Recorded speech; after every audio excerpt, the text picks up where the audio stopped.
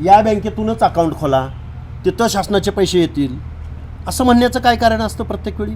त्यामुळं अजितदादा पवार हा महाराष्ट्राच्या तिजोरीवर दरोडा घालणारा म्हणा, वाळवी म्हणा महाराष्ट्राला लागलेली आहे.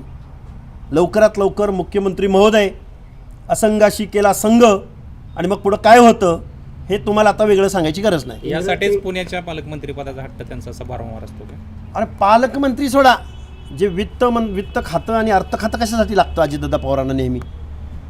प्रत्येक वेळी प्रशासकीय अधिकाऱ्यांना, उच्च विद्याविभूषित अधिकाऱ्यांना, महिला अधिकाऱ्यांना अरे तुरे बोलणारे हे अजितदादा पवार, कायदा शिकवणारे हे अजितदादा पवार, मी खमके आहे, मला हे असलं चालत नाही. हे काय पोरं करतात? पोरं काय करतात हे बघा ना तुम्ही जरा. अशा गोष्टी ना तुमच्या परवानगीशिवाय आणि तुमच्या मार्गदर्शनाशिवाय ह्या गोष्टी होतात का?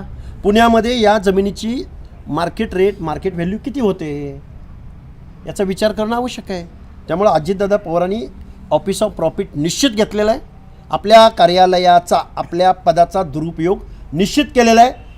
जर इथं अशोक चव्हाणांना राजीनामा द्यावा लागत असेल, निलंगेकरांना राजीनामा द्यावा लागत असेल, खडसेंना राजीनामा जावंही होतं ते, तर अलीकडं धनंजय मुंडेंना राजीनामा द्यावा लागत असेल, भुजबळांना मी त्यांचं समर्थन नाही करत, पण त्या लोकांना, महादेवराव शिवणकरांना, सुतारांना राजीनामा द्यावा लागत असेल, मग अजितदादा पवार कोण आहेत? शरद पवारांचे पुतणे. त्यामुळं अजितदादा पवारांना पहिला राजीनामा द्यावा लागेल.